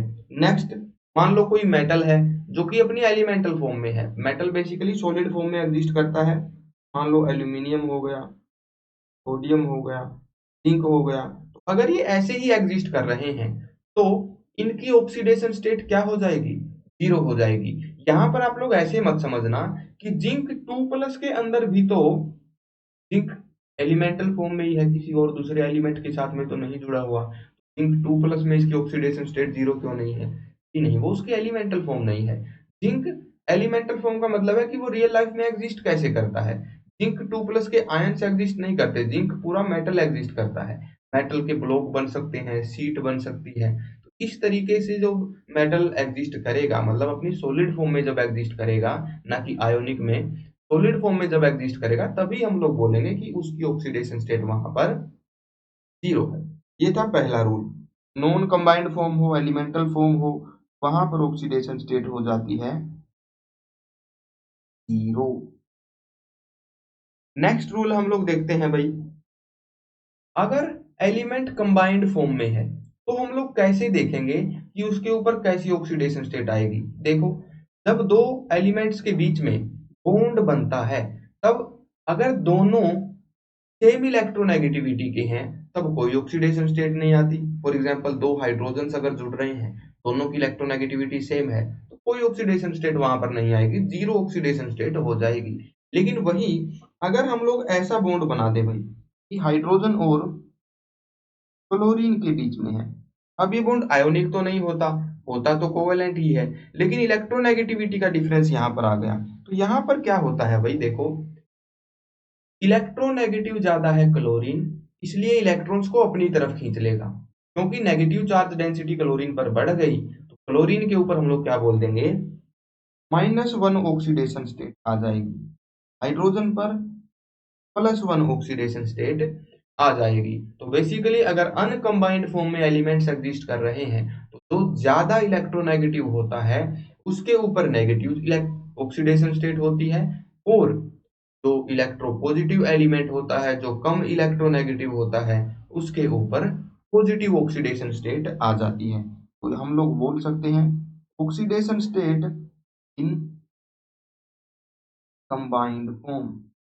अगर कंबाइंड फॉर्म में, मॉलिक्यूलर फॉर्म में अगर हमें निकालनी है, तो वहां पर क्या होगा, और electro negative element will have negative oxidation state and less electronegative element will have positive oxidation state. तो ज्यादा इलेक्ट्रोनेगेटिव होगा उस पर नेगेटिव आएगी ऑक्सीडेशन स्टेट, और जो कम इलेक्ट्रोनेगेटिव होगा उसके ऊपर पॉजिटिव आएगी ऑक्सीडेशन स्टेट। बहुत से मॉलिक्यूल्स में हम लोग ये एग्जांपल लिख सकते हैं, मान लो कैल्शियम ऑक्साइड हो गया, कैल्शियम ऑक्साइड में भी क्या होता है, ऑक्सीजन है, 2 इलेक्ट्रॉन लेगा इससे, तो इस वजह से ऑक्सीजन की ऑक्सीडेशन स्टेट हो जाएगी -2, कैल्शियम की हो जाएगी +2, माइनस इलेक्ट्रोनेगेटिव की होगी, प्लस इलेक्ट्रो पॉजिटिव की होगी। नेक्स्ट एक और एग्जांपल लिख सकते हैं हम लोग इसी का। एक और मॉलिक्यूल हमारे पास होता है भाई, देखो H2O मान लेते हैं सिंपली, H2O हो गया, ये हो गया। यहाँ पर क्या है, हाइड्रोजन इलेक्ट्रोपॉजिटिव है, एक इलेक्ट्रॉन देगा तो हाइड्रोजन की ऑक्सीडेशन स्टेट +1 रहेगी। सिमिलरली नाइट्रोजन में और हाइड्रोजन में भी ज्यादा इलेक्ट्रोनेगेटिव नाइट्रोजन ही है, कम इलेक्ट्रोनेगेटिव हाइड्रोजन है। हाइड्रोजन पर तो +1 ऑक्सीडेशन स्टेट ही यहाँ पर रहने वाली है, लेकिन ऑक्सीजन क्योंकि इसने 2 हाइड्रोजन से चार्ज लिया है तो इसके ऊपर -2, नाइट्रोजन ने 3 हाइड्रोजन से ये पॉजिटिव चार्ज लिया है तो यहाँ पर -3 नेगेटिव चार्ज लिया है, सॉरी, नाइट्रोजन की ऑक्सीडेशन स्टेट हो जाएगी -3। यहाँ पर आप लोग एक चीज और समझो, total oxidation states different elements की जो भी हैं, अगर उन सबको हम लोग जोड़ दें तो टोटल चार्ज के बराबर आएगी। टोटल चार्ज कितना है हमारे मॉलिक्यूल पे, यहाँ पर वाटर पे NH3 पे कोई चार्ज नहीं है, इसलिए सभी एलिमेंट्स की ऑक्सीडेशन स्टेट आप लोग जोड़ के देखोगे तो कितनी आएगी, 0 आएगी। टोटल मॉलिक्यूल पे जो चार्ज है उसके बराबर आ जाएगा ऑक्सीडेशन स्टेट्स का सम। फॉर एग्जांपल देखो, हाइड्रोजन हाइड्रोजन हाइड्रोजन की हो गई +3 और नाइट्रोजन की ऑक्सीडेशन स्टेट -3 हो जाएगा 0। तो सम ऑफ ऑक्सीडेशन स्टेट्स किसके बराबर होता है, चार्ज ऑन द मॉलिक्यूल। ठीक है भाई, तो ये था दूसरा रूल। देखो नेक्स्ट रूल पढ़ते हैं भाई ऑक्सीडेशन स्टेट का, रूल नंबर 3। आखिर ये क्या बोलता है ऑक्सीडेशन स्टेट्स के बारे में। थर्ड रूल समझो भाई, अगर कोई एटम सेम मॉलिक्यूल में मल्टीपल बॉन्ड बना रहा है, हो सकता है कोई एलिमेंट 2 बॉन्ड बना रहा हो, 3 बॉन्ड बना रहा हो, वहां पर ऑक्सीडेशन स्टेट का जो गेन होगा वो हर एक बॉन्ड के लिए हम लोग मेजर कर सकते हैं। +1 होगा, -1 होगा, या फिर 0 होगा। मैं आपको समझाता हूँ इसका मतलब। देखो, मान लो हमारे पास है भाई कुछ इस तरीके का मॉलिक्यूल, H2O2 की हम लोग बात कर रहे हैं, H2O2 हाइड्रोजन पेरोक्साइड, यहाँ पर ऑक्सीजन क्या करेगा, इस तरीके से एग्जिस्ट करेगा भाई, ये होता है H2O2। अब किसी भी एक ऑक्सीजन एटम को उठाओ, मान लो इसकी हम लोग बात कर रहे हैं, इसकी हमें निकालनी है ऑक्सीडेशन स्टेट। तो मैंने क्या बोला, हर एक बॉन्ड के लिए ऑक्सीडेशन स्टेट का जो गेन होता है +1 हो सकता है, -1 हो सकता है, 0 भी हो सकता है। एग्जाम्पल की बात करें, जो बॉन्ड ऑक्सीजन ने इस हाइड्रोजन के साथ में बनाया है, इस हाइड्रोजन के साथ में, यहाँ से ऑक्सीडेशन स्टेट का गेन आप लोग निकालो। देखो भाई, हाइड्रोजन तो क्या है, हाइड्रोजन ने तो एक ही बॉन्ड बनाया है और वो भी अपने से ज्यादा इलेक्ट्रोनेगेटिव एलिमेंट के साथ में बनाया है, तो इसके ऊपर तो +1 ही आने वाली है ऑक्सीडेशन स्टेट। सिमिलरली इस हाइड्रोजन के ऊपर भी +1 ही आने वाली है। लेकिन अगर बात करें मार्क्ड ऑक्सीजन की, यहाँ पर देखो, क्योंकि इसने एक बॉन्ड बनाया है इलेक्ट्रोपॉजिटिव एलिमेंट के साथ, यहाँ से ये कितनी ऑक्सीडेशन स्टेट गेन करेगा, -1 ऑक्सीडेशन स्टेट ये गेन कर लेगा। लेकिन इसने एक और बॉन्ड बनाया है इसके साथ, इस ऑक्सीजन के साथ, लेकिन दोनों है तो ऑक्सीजन एलिमेंट ही, दोनों की इलेक्ट्रोनेगेटिविटी सेम है। अगर इलेक्ट्रोनेगेटिविटी सेम होती है तो वहां पर ऑक्सीडेशन स्टेट का गेन नहीं होता। तो इस दूसरे बॉन्ड से जो इसने एक और ऑक्सीजन के साथ में ही बनाया हुआ है, वहां से इसको कितनी ऑक्सीडेशन स्टेट का गेन होगा, 0। दूसरे बॉन्ड से कोई ऑक्सीडेशन स्टेट इसको नहीं मिलने वाली। तो टोटल ऑक्सीडेशन स्टेट अगर हमें लिखनी हो ऑक्सीजन एटम की कितनी हो जाएगी, तो वो -1 हो जाएगी। अपने से कम इलेक्ट्रोनेगेटिव एलिमेंट्स के साथ में कितनों के साथ में जुड़ा हुआ है, उससे हमें निकालनी पड़ेगी ऑक्सीडेशन स्टेट। खुद के साथ में जुड़ा हुआ है तब ऑक्सीडेशन स्टेट जनरेट नहीं होगी।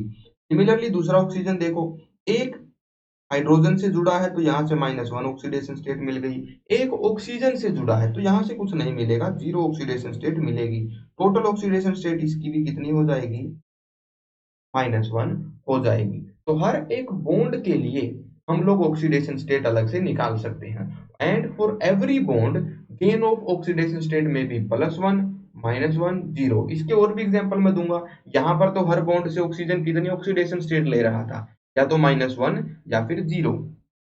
यहाँ पर सबसे पहले स्टेटमेंट लिखते लेते हैं तीसरे रूल की, oxidation state can be +1, 0, -1 for every bond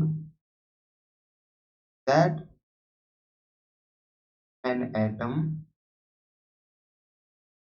makes।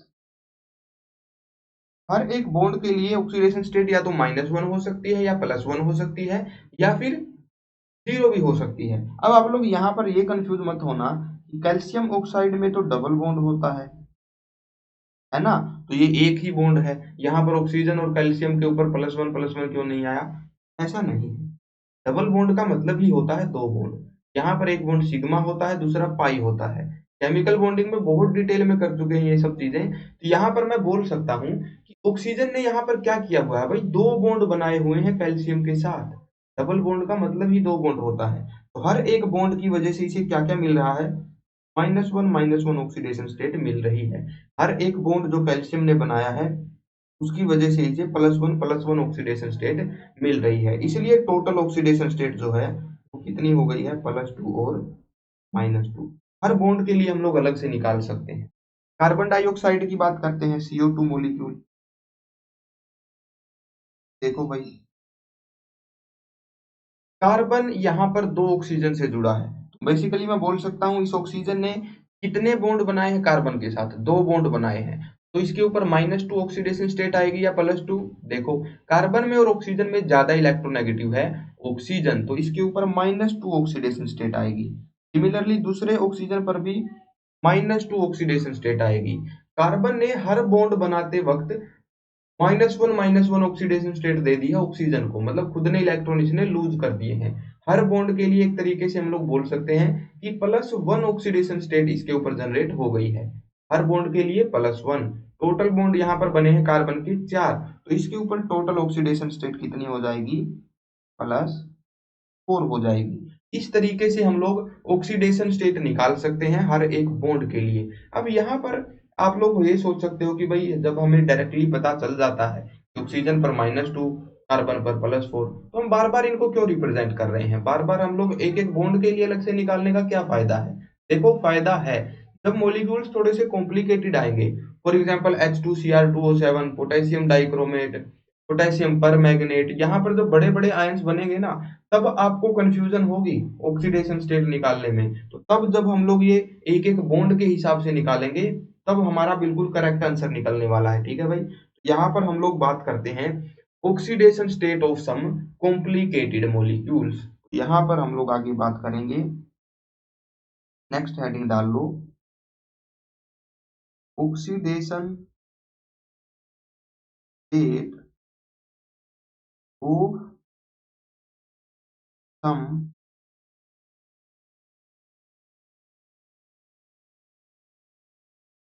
Complicated molecules. अभी तक तो diatomic, triatomic, tetra atomic molecules तक ही हम लोग बात कर रहे थे। अभी थोड़े से कॉम्प्लिकेटेड मॉलिक्यूल्स को भी हम लोग डिस्कस करेंगे। यहाँ पर सबसे पहला मॉलिक्यूल मैं ले लेता हूँ भाई, H2SO4। H2SO4, H2SO4 का स्ट्रक्चर कैसा होता है भाई, देखो H2SO4 कुछ ऐसा होता है, दो लगे होते हैं डबल बॉन्ड के साथ में ऑक्सीजन, और दो लगे होते हैं इस तरह से हाइड्रोक्सिल ग्रुप। यहाँ पर सबकी ऑक्सीडेशन स्टेट हमें निकालनी है, हर एक आइटम की निकालनी है। देखो भाई, सबसे पहले हाइड्रोजन्स को पकड़ लेते हैं, क्योंकि इन्होंने एक एक बॉन्ड ही बनाया है, एक स्टेप में ही इनकी निकल जाएगी ऑक्सीडेशन स्टेट। यहाँ पर देखो, हाइड्रोजन्स की तो ऑक्सीडेशन स्टेट कितनी हो जाएगी, दोनों ही हाइड्रोजन्स की +1 +1 हो जाएगी, क्योंकि अपने से ज्यादा इलेक्ट्रोनेगेटिव एलिमेंट के साथ में ये जुड़े हैं। और इन हाइड्रोजन के बॉन्ड की वजह से ऑक्सीजन पर कितनी ऑक्सीडेशन स्टेट जनरेट हो गई, पर भी -1, इस पर भी -1। आगे बढ़ते हैं, ऊपर वाले दोनों ऑक्सीजन एटम्स को देखो भाई, इन्होंने दो बॉन्ड बनाए हैं सल्फर के साथ। हर बॉन्ड की वजह से ऑक्सीडेशन स्टेट -1 जनरेट हो सकती है, 0 हो सकती है, +1 भी हो सकती है। क्योंकि ऑक्सीजन ज्यादा इलेक्ट्रोनेगेटिव है, इस वजह से ऑक्सीजन पर कितनी ऑक्सीडेशन स्टेट जनरेट होगी, हर बॉन्ड की वजह से एक होती है। डबल बॉन्ड ऑक्सीजन ने बनाया है तो -2 हो जाएगी, -2 ऑक्सीडेशन स्टेट हो गई। अगर ऑक्सीजन पर -2 ऑक्सीडेशन स्टेट आई है इस बॉन्ड की वजह से, तो सल्फर पर कितनी आ जाएगी, +2 आ जाएगी। दूसरे एलिमेंट को देखो, दूसरे ऑक्सीजन को देखो, इस पर भी -2, इसकी वजह से सल्फर पर फिर से +2। अब दो बॉन्ड और हमारे बच गए हैं, वो दो बॉन्ड जो सल्फर ने और ऑक्सीजन ने कुछ ऐसे बनाए हैं। तो यहाँ पर ऑक्सीजन ने एक ही बॉन्ड बनाया है सल्फर के साथ, क्योंकि ऑक्सीजन ज्यादा इलेक्ट्रोनेगेटिव है, तो ऑक्सीजन पर यहाँ ऑक्सीडेशन स्टेट आने वाली है -1, सल्फर पर +1। सिमिलरली इस राइट साइड वाले बॉन्ड के लिए क्या होगा, क्योंकि ऑक्सीजन ज्यादा इलेक्ट्रोनेगेटिव है, इस पर ऑक्सीडेशन स्टेट आएगी -1, सल्फर पर आ जाएगा +1। अब हर एक बॉन्ड के लिए हम लोगों ने क्या किया भाई, ऑक्सीडेशन स्टेट निकाल ली। अब टोटल ऑक्सीडेशन स्टेट यहाँ पर आप लोग निकाल सकते हो, क्या क्या हो जाएगी, देखो हाइड्रोजन पर +1 ही रहेगी, इस ऑक्सीजन पर कितनी हो गई, -2 ही हो गई, इस ऑक्सीजन पर भी कितनी हो गई, -2 ही हो गई, इस ऑक्सीजन पर कितनी हो गई, -1 एंड -1, इस पर हो गई +1, इस ऑक्सीजन पर भी कितनी हो गई, -1 प्लस -1 -2 होगी, -1 एंड -1 मिलके हो जाएंगे -2। सिमिलरली इस ऑक्सीजन पर भी कितनी ऑक्सीडेशन स्टेट हो गई, -2। इस तरीके से भाई हम लोग सिंपल कैलकुलेशन कर सकते हैं। सल्फर के ऊपर अगर हम लोग देखें तो टोटल कितना पॉजिटिव ऑक्सीडेशन स्टेट हो गया, देखो +2 +2 +1 +1, इसके ऊपर हो गया +6। इस तरीके से हमने ऑक्सीडेशन स्टेट निकाल ली सल्फर के लिए भी। अब ये जो ऑक्सीडेशन स्टेट निकालने का इतना लंबा सा प्रोसेस है, आप लोग इसको जल्दी जल्दी भी कर सकते हो, आप प्रैक्टिस करोगे बहुत आसानी से आप लोग और भी ज्यादा जल्दी इसको निकालने लग जाओगे। एक और क्वेश्चन देखते हैं भाई, एक और सिमिलर तरीके का मॉलिक्यूल हम लोग देख लेते हैं। मैं आपको स्ट्रक्चर बना के दिखाता हूँ इसका। मान लो हमने बनाया स्ट्रक्चर K2Cr2O7 का, ये आखिर कैसा होता है देखो। अब इनके लिए आपको स्ट्रक्चर्स जरूर पता होने चाहिए मॉलिक्यूल्स के। तो K2Cr2O7 कुछ इस तरह का होता है, दो क्रोमियम जुड़े होते हैं एक ऑक्सीजन एटम के थ्रू, दो दो होते हैं डबल बॉन्डेड ऑक्सीजन दोनों के पास। कितने ऑक्सीजन हो गए भाई? 5 हो गए, दो और बच गए। तो यहाँ पर दो ऑक्सीजन कुछ इस तरह से लगे हुए होते हैं। ओके ओके, ठीक है भाई। इस तरीके से स्ट्रक्चर होता है K2Cr2O7 का। अब सबके लिए ऑक्सीडेशन स्टेट हम लोग निकालते हैं। पोटेशियम पर +1 ऑक्सीजन के ऊपर इसकी वजह से आ गई -1। ऑक्सीजन डबल बॉन्ड से जुड़ा है क्रोमियम के साथ, तो इस पर -2, इस पर +2। यहाँ पर भी ऑक्सीजन जुड़ा है डबल बॉन्ड के साथ, इस पर -2, इसके ऊपर +2। यहाँ पर भी -2, यहाँ पर भी -2, यहाँ पर भी +2, यहाँ पर भी +2 हो गया। इस ऑक्सीजन के बॉन्ड और देखो, यहाँ पर इसने इस क्रोमियम के साथ में एक बॉन्ड बनाया है, तो इस पर -1, क्रोमियम पर +1। यहाँ पर इसने एक बॉन्ड इस क्रोमियम के साथ लगाया है, तो यहाँ पर इसके ऊपर -1, क्रोमियम के ऊपर +1। अब टोटल ऑक्सीडेशन स्टेट देखो कितनी हो गई। पोटेशियम की कितनी हो गई? +1। ऑक्सीजन की -2, इस ऑक्सीजन की भी -2, इस ऑक्सीजन की भी -2, की भी -2, की भी -2, की भी -2। सबका सम हमें करना है। क्रोमियम की कितनी हो गई देखो, 2 2 4 और 2 6। टोटल ऑक्सीडेशन स्टेट हो जाएगी +6। कहाँ कहाँ से आई है +6 देखो, एक इस ऑक्सीजन से, एक इस ऑक्सीजन से, दो इस ऑक्सीजन से, दो इस ऑक्सीजन से। यहाँ पर टोटल कितनी हो गई भाई क्रोमियम की ऑक्सीडेशन स्टेट? +6। इस क्रोमियम की भी +6। हो सकता है एक आधे +1 लिखना मैं भूल गया हो, लेकिन टोटल कैसे निकालनी है कि आप लोग यहाँ पर समझ गए भाई। तो टोटल क्रोमियम की यहाँ पर हो जाएगी +6। डायरेक्टली भी आप लोग यहाँ से कर सकते हो। MnO2 की देखते हैं भाई। Mn2 ये कुछ इस तरह का होता है। ऑक्सीजन की -2 होगी, मैंगनीज की हो जाएगी +4। इस तरीके से ऑक्सीडेशन स्टेट आप लोग निकाल सकते हो। HClO4 की देखते हैं। हाइपर क्लोरिक एसिड, इसका स्ट्रक्चर कुछ इस तरह का होता है। Double bond O, double bond O, double bond O, OH।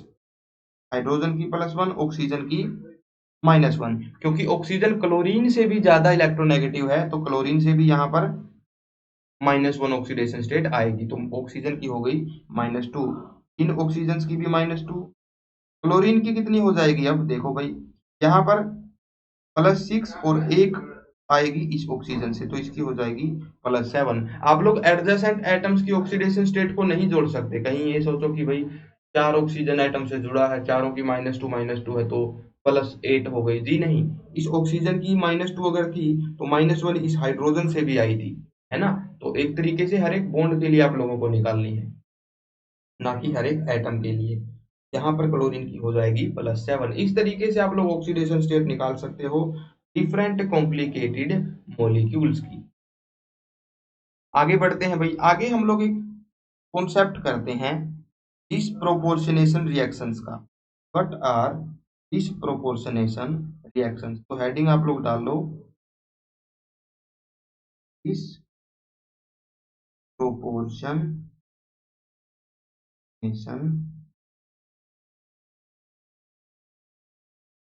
Reactions. आखिर क्या होती हैं डिसप्रोपोर्शनेशन रिएक्शन? देखो भाई, डिसप्रोपोर्शनेशन रिएक्शंस ऐसी रिएक्शन होती हैं जिस रिएक्शन में एक सेम एलिमेंट का ऑक्सीडेशन भी हो रहा हो और रिडक्शन भी हो रहा हो। रिडोक्स रिएक्शन से अलग है ये। रिडोक्स रिएक्शन क्या होती है? एक ऐसी रिएक्शन जिसमें किसी भी एलिमेंट का रिडक्शन और ऑक्सीडेशन दोनों हो रहा हो। मल्टीपल अलग अलग एलिमेंट्स का भी हो सकता है ऑक्सीडेशन और रिडक्शन। एक एलिमेंट का ऑक्सीडेशन हो रहा हो, दूसरे का रिडक्शन हो रहा हो, को भी बोल सकते हैं रिडोक्स रिएक्शन। लेकिन डिसप्रोपोर्शनेशन रिएक्शन उस रिएक्शन को बोलेंगे जिसमें सेम एलिमेंट का ऑक्सीडेशन स्टेट चेंज हो रहा हो, ज्यादा हो रहा हो, कम हो सकता है। मल्टीपल ऑक्सीडेशन स्टेट्स के अंदर कोई एलिमेंट डिस्ट्रीब्यूट हो रहा हो, सेम एलिमेंट की दो ऑक्सीडेशन स्टेट बन रही हो, इस तरीके से जब रिएक्शन होगी उसको बोला जाएगा डिसप्रोपोर्शनेशन रिएक्शन। एग्जाम्पल यहाँ पर हम लोग करेंगे भाई हाइड्रोजन पेरोक्साइड का। मान लो हमारे पास H2O2 था और ये डिसोसिएट हो गया वाटर में एंड ऑक्सीजन में। इस रिएक्शन को अगर बैलेंस करना है तो कैसे करेंगे भाई, देखो यहाँ पर 2 ऑक्सीजन कर देते हैं, ऑक्सीजन हो गए टोटल 4, यहाँ पर भी 2 से मल्टीप्लाई कर देते हैं। तो इस तरीके से ये बैलेंस्ड रिएक्शन बन गई। यहाँ पर आप लोग अगर ऑक्सीडेशन देखोगे, देखो भाई H2O2 का स्ट्रक्चर हम लोग देख ही चुके हैं, ऐसा होता है। इसमें बेसिकली ऑक्सीजन की जो ऑक्सीडेशन स्टेट होती है वो -1 होती है और हाइड्रोजन की +1 होती है।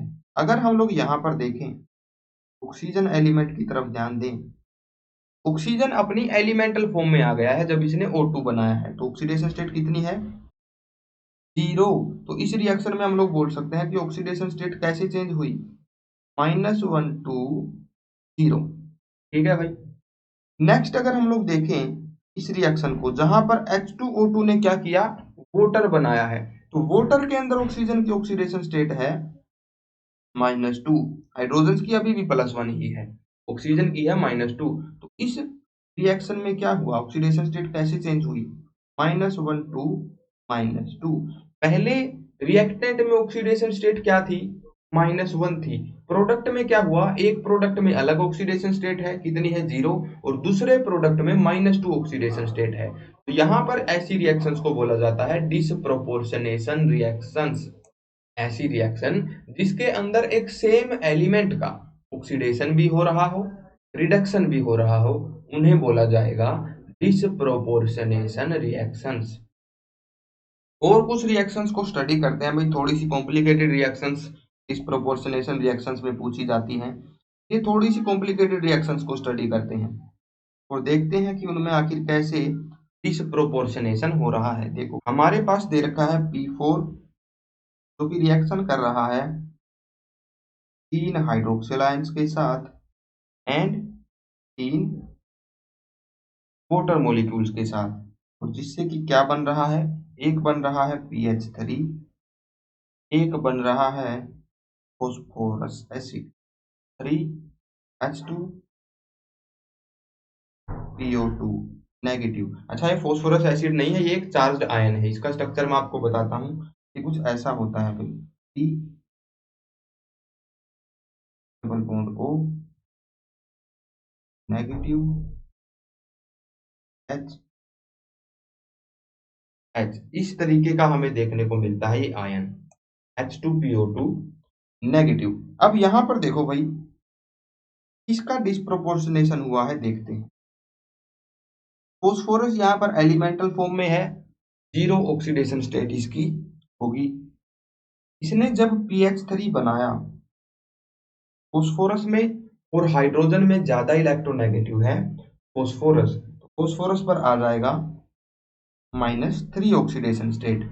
वहीं अगर हम लोग देखें भाई फॉस्फोरस इन H2PO2 नेगेटिव, तो यहाँ पर देखो इस ऑक्सीजन की वजह से फॉस्फोरस पर आई +1 ऑक्सीडेशन स्टेट, इस ऑक्सीजन की वजह से फॉस्फोरस पर आएगी +2 ऑक्सीडेशन स्टेट, और इन हाइड्रोजन की वजह से कितनी ऑक्सीडेशन स्टेट आएगी, देखो इसकी वजह से भी -1, इस हाइड्रोजन की वजह से भी -1। तो फॉस्फोरस की ओवरऑल टोटल ऑक्सीडेशन स्टेट यहाँ पर कितनी हो गई, +1 हो गई। तो यहाँ पर फॉस्फोरस की ऑक्सीडेशन स्टेट बेसिकली कितनी हो गई, +1 हो गई। तो यहाँ पर फॉस्फोरस 0 से कौन सी ऑक्सीडेशन स्टेट्स के बीच में चेंज हुआ, -3 में एंड +1 के अंदर। तो क्योंकि सेम एलिमेंट का ऑक्सीडेशन भी हुआ, रिडक्शन भी हुआ, इसलिए इस रिएक्शन को भी क्या बोलेंगे, डिसप्रोपोर्शनेशन रिएक्शन बोलेंगे। सेम एलिमेंट का ऑक्सीडेशन एंड रिडक्शन दोनों होने चाहिए। एक और रिएक्शन डिस्कस कर लेते हैं भाई, उसके बाद हम लोग PYQs डिस्कस करेंगे। एक और थोड़ी सी कॉम्प्लिकेटेड रिएक्शन हम लोग ले लेते हैं। मान लो हमारे पास था S8 रिएक्शन कर रहा था 12 मोल हाइड्रोक्सिल आयंस के साथ में, और फिर इसने बना लिए 4 mole of sulphide ions, 2 moles of H2O3 2 negative ions and 6 moles water. इस रिएक्शन के अंदर हमें देखना है डिस्प्रोपोर्शनेशन। देखो भाई ऊपर हमें दिख रहा है रिएक्टेंट्स में सल्फर की ऑक्सीडेशन स्टेट है 0।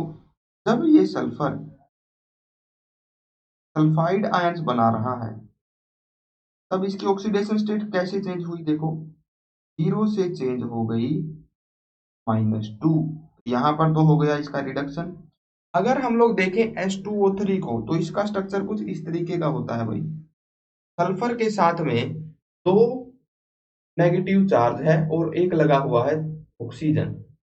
2 सल्फर यहाँ पर जुड़े हुए होंगे एक ऑक्सीजन एटम के थ्रू। कुछ इस तरीके का स्ट्रक्चर इसका होने वाला है भाई। देखो sulphur, double bond sulphur, double bond oxygen, एक O नेगेटिव, दूसरा भी O नेगेटिव। यही स्ट्रक्चर इसका सबसे स्टेबल होगा। यहाँ पर आप लोग हो सकता है कि स्ट्रक्चर कुछ इस तरीके से बना दो, sulphur sulphur negative, double bond oxygen double bond oxygen है, तो ये भी H2O3 2 नेगेटिव ही। लेकिन हमें क्या करना है भाई, देखो negative charge electron negative element पर ज्यादा स्टेबल होगा, है ना। जो ज्यादा इलेक्ट्रोनेगेटिव है उसी की टेंडेंसी ज्यादा होगी नेगेटिव चार्ज को होल्ड करने की। इस वजह से this one will be more stable, इसीलिए पिंक वाला स्ट्रक्चर ज्यादा स्टेबल है। हम यही वाला बनाने वाले हैं। अब यहाँ पर सल्फर की ऑक्सीडेशन स्टेट देखेंगे भाई। ऊपर वाला जो सल्फर एटम है वो सिर्फ सल्फर से ही जुड़ा हुआ है, यहाँ पर कोई ऑक्सीडेशन स्टेट इसकी जनरेट नहीं होगी। इस सल्फर की ऑक्सीडेशन स्टेट कितनी हो जाएगी, 0। हाउएवर ये सल्फर जो है इस ऑक्सीजन की वजह से इसके ऊपर आएगी +2 ऑक्सीडेशन स्टेट, इसकी वजह से आएगी +1 ऑक्सीडेशन स्टेट, और इस ऑक्सीजन एटम की वजह से आएगी +1 ऑक्सीडेशन स्टेट। तो टोटल ऑक्सीडेशन स्टेट सेंटर वाले सल्फर की कितनी हो गई, +4। यहाँ पर आप लोग देख सकते हो सल्फर जो कि रिएक्टेंट में 0 ऑक्सीडेशन स्टेट के अंदर था, प्रोडक्ट में किस में आ गया, -2 में भी आ गया, 0 में भी आ गया, 4 + 4 में भी आ गया। जब 0 से +4 बन गया ये है ऑक्सीडेशन, जब 0 से 0 ही रहा तो ये तो कुछ भी नहीं है, जब 0 से -2 बन गया तो ये है रिडक्शन। तो इस रिएक्शन में भी सेम एलिमेंट का ऑक्सीडेशन और रिडक्शन दोनों हो रहे हैं, इसलिए इस रिएक्शन को भी हम लोग डिसप्रोपोर्शनेशन रिएक्शन बोल सकते हैं। तो ये था भाई हमारा आज का लेक्चर। हम लोग अब एमसीक्यू क्वेश्चंस ट्राई करते हैं। यहाँ पर मैंने काफी सारे एमसीक्यू क्वेश्चन है जो कि इन्वॉल्व किए हैं नीट के जेई के प्रीवियस ईयर पेपर से। तो आप लोग क्या करना भाई, कुछ एमसीक्यूज मैं यहाँ पर सोल्व करवा दूंगा, बाकी के आपको इन नोट्स में मिल जाएंगे, वो आप लोग सोल्व कर लेना। यहाँ पर हम लोग स्टार्ट करते हैं एमसीक्यूज को सोल्व करना। फर्स्ट क्वेश्चन देखते हैं भाई, विच of the following is a redox reaction. Redox reaction कौन सी है, क्या होती है, उसके बेस पे हमें पहले क्वेश्चन का आंसर करना है। पहला है evaporation of water. Evaporation of water में तो क्या होता है भाई, वाटर लिक्विड फॉर्म से वेपर्स बना लेता है, गैसियस फॉर्म में कन्वर्ट हो जाता है। क्या यहाँ पर ऑक्सीडेशन स्टेट हुई, क्या यहाँ पर गेन ऑफ हाइड्रोजन ऑक्सीजन कुछ भी हुआ है, जी नहीं। तो ये एक रिडॉक्स रिएक्शन नहीं है। नेक्स्ट ऑप्शन देखते हैं, बोथ ऑक्सीडेशन एंड रिडक्शन, जहां पर मतलब कि दोनों हो रहे हों, ऑक्सीडेशन और रिडक्शन दोनों हों, उसको बोला जाएगा रिडॉक्स रिएक्शन। तो ये बात बिल्कुल सही है भाई, यही है हमारा करेक्ट आंसर। बाकियों में भी अगर आप लोग देखोगे H2SO4 + NaOH ये क्या करता है, देखो H2SO4 will react with 2 moles of NaOH. Acid and base react, form salt and water. Simply इस तरीके से ये क्या करेंगे, रिएक्शन कर लेंगे। अब यहाँ पर क्या ऑक्सीडेशन या फिर रिडक्शन हुआ, नहीं, यहाँ पर कोई ऑक्सीडेशन रिडक्शन नहीं होता। This is also not a redox reaction. Option C भी रिडॉक्स रिएक्शन नहीं है। ऑप्शन डी देखो, in atmosphere O3 from O2 by lightning, ozone के ऊपर बिजली पड़ी वो O2 बन गई, तो क्या यहाँ पर रिडॉक्स हुआ, जी नहीं। O3 में भी ऑक्सीजन एलिमेंटल फॉर्म में ही है, मतलब 0 ऑक्सीडेशन स्टेट में ही है, खुद के साथ ही जुड़ा हुआ है। और O2 में भी, यहाँ पर भी कोई ऑक्सीडेशन स्टेट का चेंज नहीं आया, यहाँ पर भी रिडॉक्स रिएक्शन नहीं हुई, इसलिए ऑप्शन डी ही हो जाएगा हमारा करेक्ट आंसर। नेक्स्ट क्वेश्चन देखते हैं। सेकंड क्वेश्चन ये अभी आपके लिए आउट ऑफ सिलेबस है भाई, ये टॉपिक हमने अभी कवर नहीं किया है, इसलिए हम नहीं कर पाएंगे। थर्ड क्वेश्चन देखते हैं, what is change in oxidation number of carbon in the following reaction. Carbon का ऑक्सीडेशन नंबर कहाँ से कहाँ चेंज हुआ है, ये हमें यहाँ पर बताना है। देखो कार्बन यहाँ पर पहले है CH4 की तरह। यहाँ पर आप लोग ध्यान से देखो, कार्बन और हाइड्रोजन का बॉन्ड है, ज्यादा इलेक्ट्रोनेगेटिव कार्बन होता है। Carbon is slightly more electronegative than hydrogen, तो इसलिए कार्बन पर तो आएगी नेगेटिव ऑक्सीडेशन स्टेट। कार्बन की ऑक्सीडेशन स्टेट है यहाँ पर -4। और प्रोडक्ट में अगर आप लोग देखोगे तो कार्बन CCl4 की फॉर्म में है। कार्बन के बॉन्ड क्लोरीन के साथ में बने हैं, यहाँ पर क्लोरीन ज्यादा इलेक्ट्रोनेगेटिव होता है, तो इस बार कार्बन पर आएगी +4 ऑक्सीडेशन स्टेट। तो ऑक्सीडेशन स्टेट कहाँ से कहाँ चेंज हुई कार्बन की, -4 to +4। Option number C will be the correct answer. Next देखते हैं question number 4। The correct structure of tribromo octa oxide is. Tribromo octa oxide का सही स्ट्रक्चर क्या है? ये बेसिकली एक मॉलिक्यूल होता है। अब अगर आप लोग बाकी ऑप्शंस में देखोगे, यहाँ पर देखो भाई, ओवरऑल मॉलिक्यूल के ऊपर चार्ज कितना हो गया, -3, यहाँ पर भी -3, यहाँ पर -4। तो ट्राइब्रोमो ऑक्टा ऑक्साइड जो है वो एक मॉलिक्यूल है, कोई आयोनिक स्पीसीज नहीं है, यहाँ पर आयंस नहीं होते प्रॉपर। यहाँ पर क्या होता है भाई, एक तरीके से बॉन्ड्स होते हैं, चार्ज नहीं होता। ओवरऑल चार्ज मॉलिक्यूल पर 0 होता है, और इसका सही स्ट्रक्चर होता है इस तरह से। ठीक है भाई, यहाँ पर सबकी वैलेंसी पूरी है, क्योंकि ब्रोमीन है तो हाइपर वैलेंट स्पीसीज भी बना सकता है, इसमें कोई भी चक्कर नहीं है। तो ये है भाई इसका correct structure, try bromo octa oxide का सही स्ट्रक्चर है नंबर बी। नेक्स्ट क्वेश्चन देखते हैं, question number 5। Question number 5, first question में हमें बताना है which of the following reactions are disproportionation reactions. इनमें से कौन सी रिएक्शन डिस्प्रोपोर्शनेशन रिएक्शंस हैं? तो डिस्प्रोपोर्शनेशन रिएक्शंस बेसिकली वो होती हैं इनके अंदर सेम एलिमेंट का ऑक्सीडेशन भी हो, रिडक्शन भी हो। तो यहाँ पर आप लोग देखोगे फर्स्ट रिएक्शन में क्या है, कॉपर +1 से चेंज कर रहा है +2 ऑक्सीडेशन स्टेट में और 0 ऑक्सीडेशन स्टेट में। तो फर्स्ट रिएक्शन तो बिल्कुल है भाई डिस्प्रोपोर्शनेशन। सेकंड देखो, MnO4 टू नेगेटिव, यहाँ पर अगर आप लोग ऑक्सीडेशन स्टेट निकालोगे तो ऑक्सीजन की होती है -8 और -2 उसमें से माइनस कर देंगे तो -6। मैंगनीज यहाँ पर है +6 ऑक्सीडेशन स्टेट में। थोड़ा सा स्पीड बढ़ाओगे, लिख के देखोगे मैथमेटिक्स की, मन मन में भी आप लोग निकाल दोगे ऑक्सीडेशन स्टेट। यहाँ पर मैंगनीज है +6।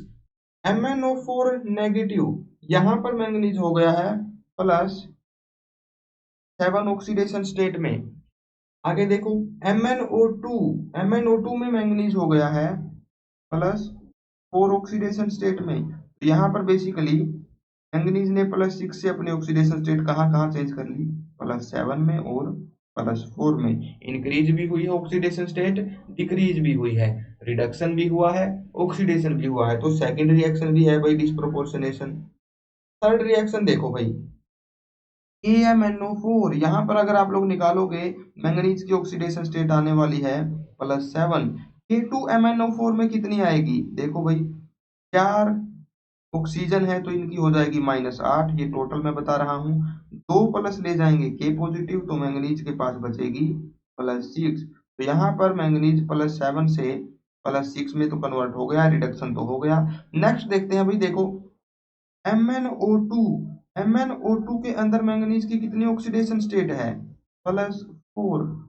ये +4 में भी कन्वर्ट हुआ है। यहाँ पर भी मल्टीपल ऑक्सीडेशन स्टेट तो आ रही हैं, लेकिन MnO4 में जब ऑक्सीडेशन स्टेट +6 हो गई, +7 से +6 हो गई, तो ऑक्सीडेशन स्टेट कम हो गई। ये है रिडक्शन। Mn में +7 से जब ऑक्सीडेशन स्टेट +4 हो गई, ये भी कम ही हुई है, ये भी रिडक्शन ही है। तो दोनों ही ऑक्सीडेशन स्टेट्स के अंदर मैंगनीज का रिडक्शन हुआ है, ऑक्सीडेशन नहीं हुआ है।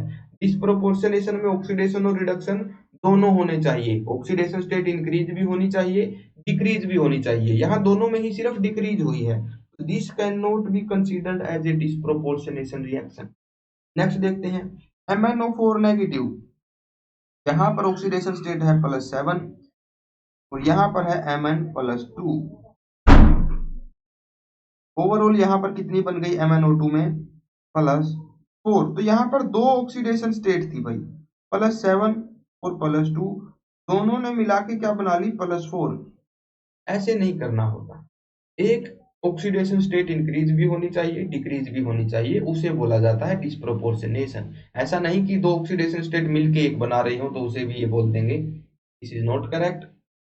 ऑल्सो नोट ए डिस्प्रोपोर्शनेशन रिएक्शन। तो डिस्प्रोपोर्शनेशन किस में हो रहा है, फर्स्ट में और सेकंड में।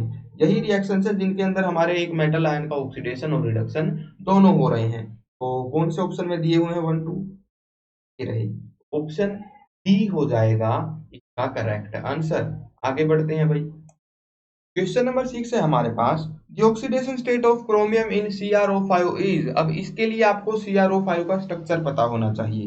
ये जितने भी कॉम्प्लिकेटेड से कॉम्प्लेक्स से स्ट्रक्चर्स आ रहे हैं उनको अलग जगह पर नोट कर लो, याद जरूर कर लेना, हाईलाइट जरूर कर लेना। इसका एक बटरफ्लाई की तरह स्ट्रक्चर होता है भाई, कुछ इस तरह से।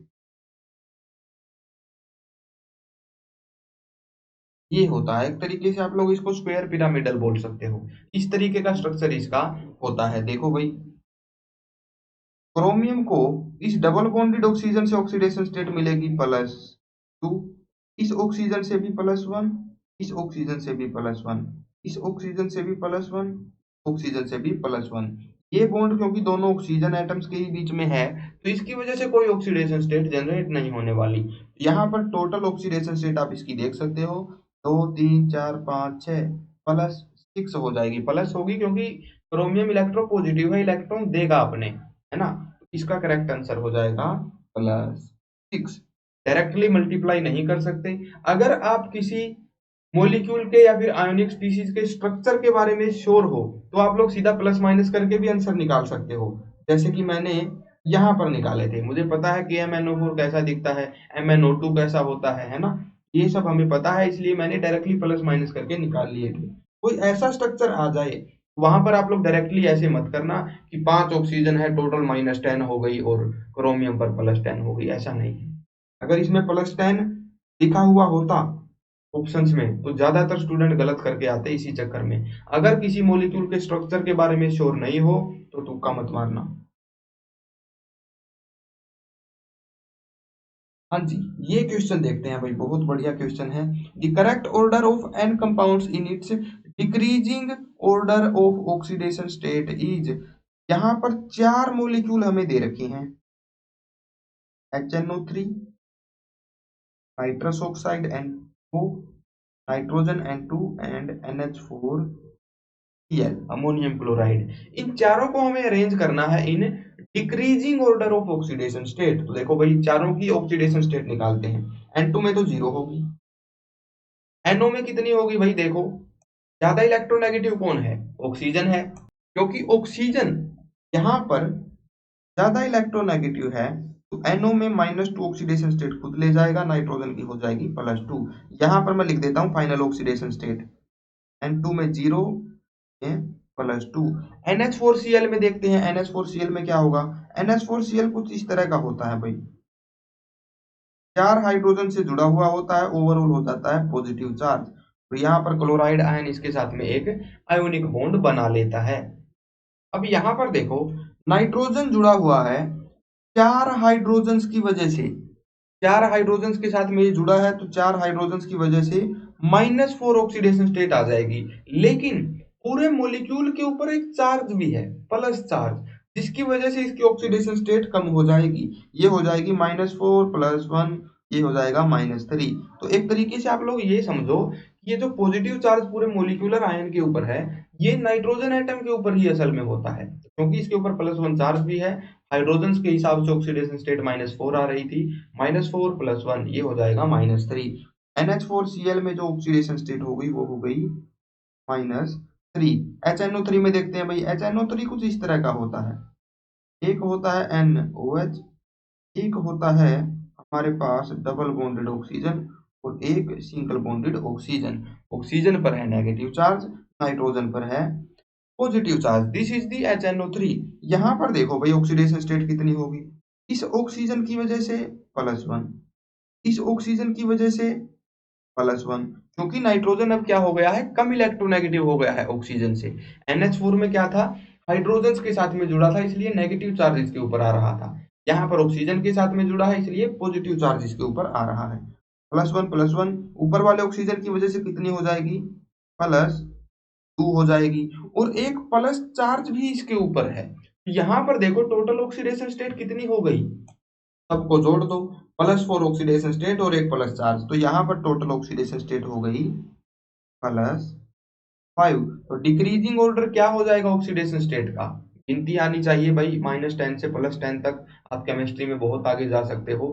20 तक अगर आपको गिनती आती है तो आप केमिस्ट्री में एक्सपर्ट बन सकते हो। HNO3 में +5 ऑक्सीडेशन स्टेट है, मैक्सिमम है, तो HNO3 तो सबसे पहले आएगा, उसके बाद NO, के बाद N2, के बाद NH4Cl। तो यही ऑर्डर हो जाएगा decreasing order of oxidation state for the nitrogen atom. कौन सा ऑप्शन सही है भाई, option number A, this will be the correct answer. आगे बढ़ते हैं भाई क्वेश्चन नंबर 8 की तरफ।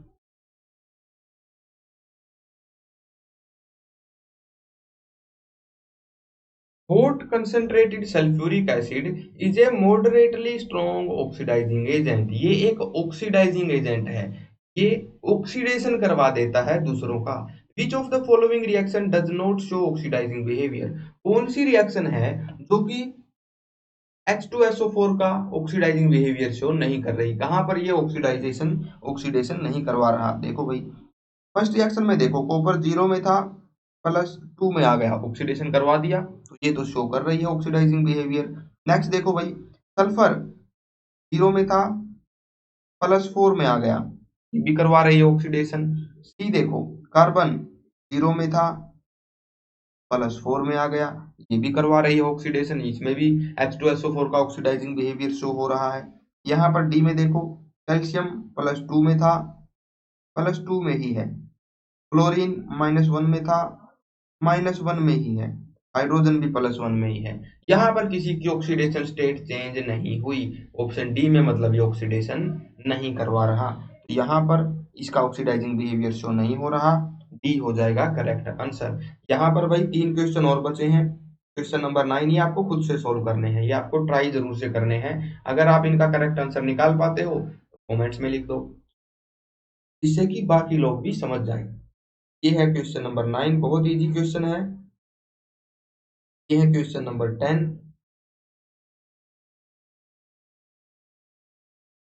ये है question number 11।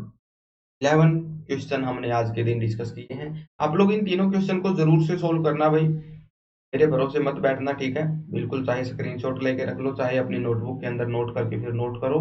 These questions are very important. तो ये था भाई आज का लेक्चर, जिसमें हमने काफी चीजें कवर करी हैं, रिडॉक्स रिएक्शंस वगैरह क्या होती हैं, डिस्प्रोपोर्शनेशन क्या होता है, ये सब हमने आज के दिन कवर किया है।